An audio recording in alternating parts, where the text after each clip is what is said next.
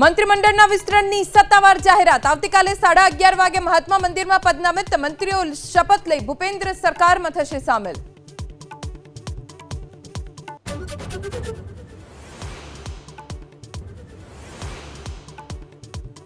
રાજ્યની તમામ શાળાઓમાં આજથી 21 દિવસ દિવાળી વેકેશન, કોલેજ અને યુનિવર્સિટીમાં આવતીકાલથી।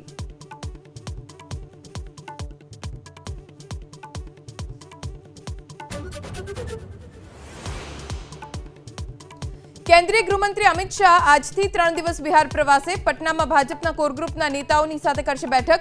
नीतीश कुमार साथे मुलाकात पण करी शके छे।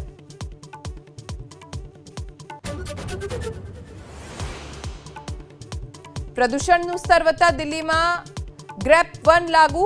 લાકડા અને કચરો બાળવા પર પ્રતિબંધ। બાંધકામ સ્થળોએ સાવચેતી રાખવી જરૂરી।